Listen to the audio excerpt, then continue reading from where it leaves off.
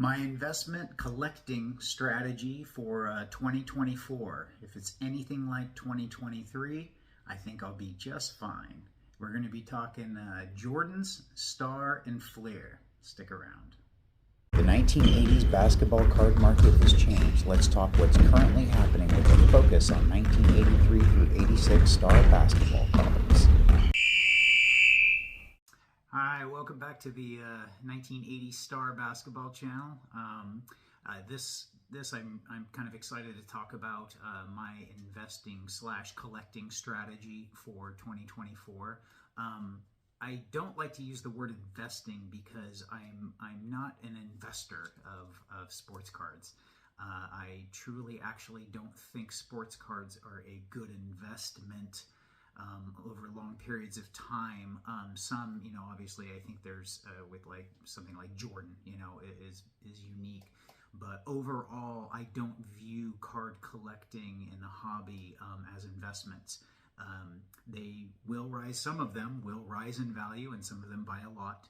I do think, and that's kind of what I'm going to be focusing on, but I'm more on a collector, and I think the value of things will go up. And I more talk to it because I think a lot of the hobby is on resale. So to kind of relate to you, of course I want the cards to go up. That's great and everything. But for a lot of the things I have, it doesn't matter. It's more of my approach of, hey, I want these cards. What am I willing to do? Do I want to pay this much now? Or do I think they're going to fall and I can get those? So that's kind of what I'm talking to, the approach. Or I really want a card. If I don't get it, do I think it'll go up that much?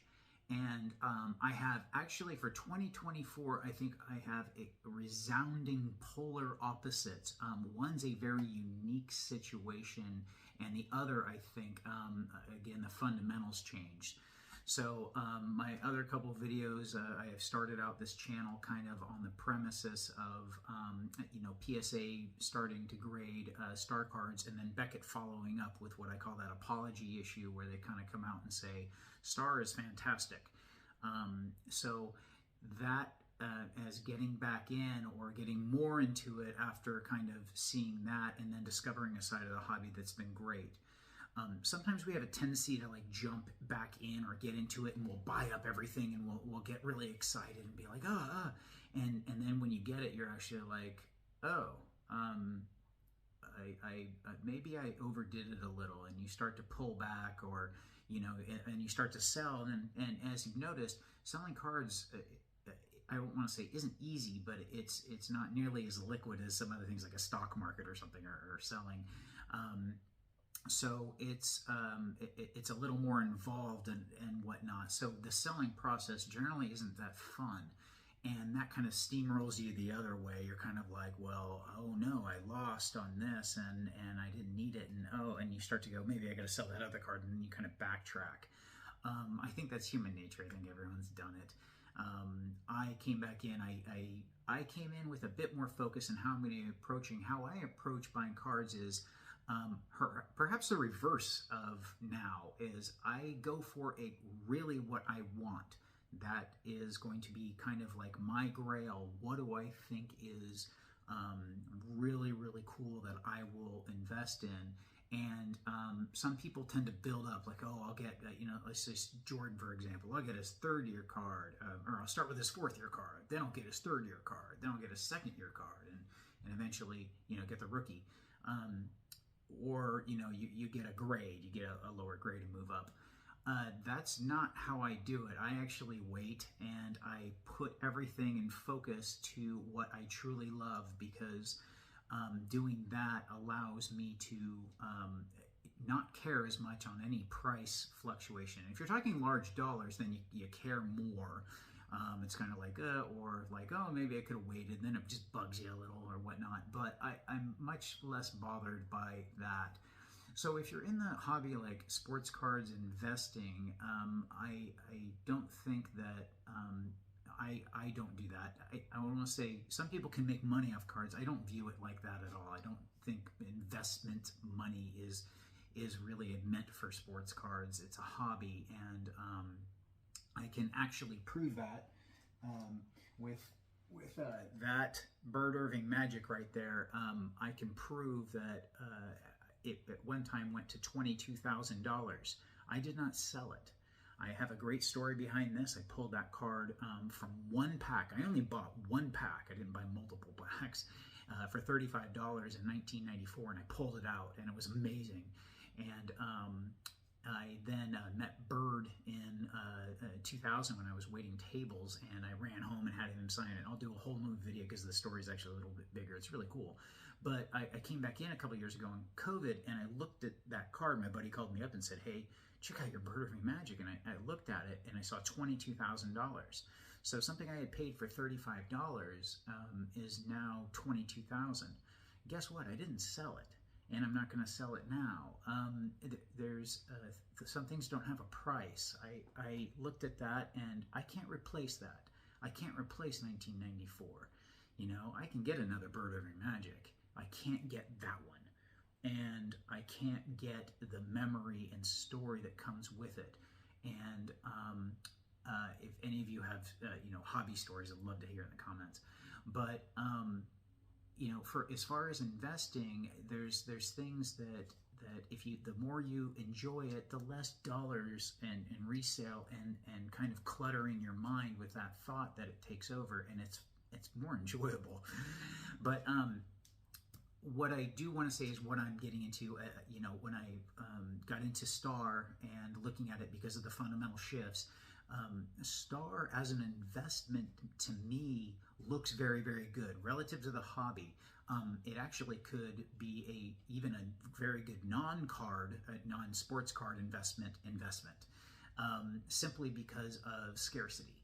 So I am looking at when I'm getting into these Star cards again, these, because of the shifts and the time it's going to take, and no one knows, like, if that train gets going, it could just shoot. And because of scarcity, that's really the fundamental piece there, that you can't really replace it. Once that stuff gets going, it doesn't take much to move the Star market.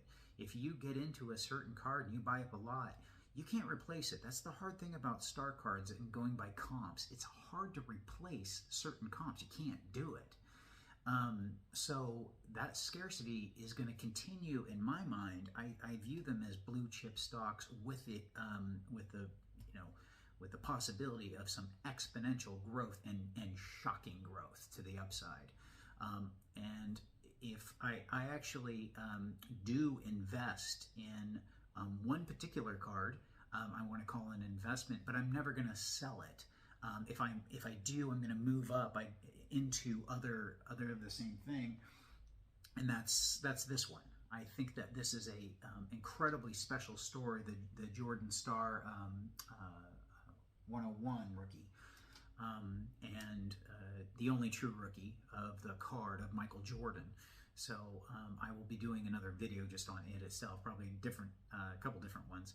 But that I view as a very special story, and I think that particular card has the possibility to do things in the hobby that haven't been seen yet, because it's a very unique story. And now with the fundamental change of what's happening and kind of the awareness by people, and the only fundamental thing holding up 86 Fleer is perception. It's perception that this was the first set since 81 Tops, and it's that perception is changing. It's a false perception because Star was the licensed NBA set. I'll be doing other videos on the sets and whatnot, but it truly is, and it is truly the licensed set. So you had Tops, Fleer, and Star. And I don't care if all the years were Tops or if they were all Star or they're all Fleer, they're the NBA licensed sets. So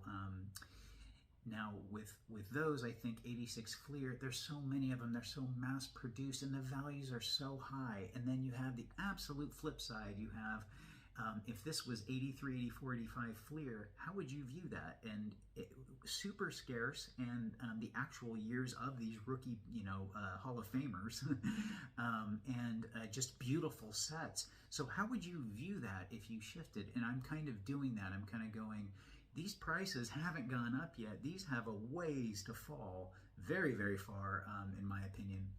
And Star has, and especially Jordan Star.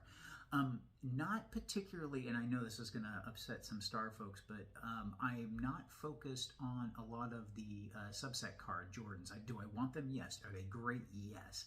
However, like I said, mine is top heavy. I focus on what I want to get first. The others I will kind of get over time. Are they going to be more? I actually think they'll be more expensive, you know, when I get back into them. But I really wanted to focus on the 101 and the 288. I love the 288 for Star. Base set Star Jordans, I think, are the hottest and the best place in the market as far as investment. If you're just looking at money, as far as collecting, I think it's the best place. That's, you know, what I love and have gotten into. And now that I've been given more information, realizing, you know, what is the true value and awesomeness of these cards. So anyway, that's going to be my 2024 focus, and go ahead and if you can do me a favor, again, subscribe if you haven't, like and comment, do all that stuff. I'm still, we just got this started, you know, it's early 2024, and we want to kind of get the information out there and kind of get people's opinions, and yeah, let's have some fun.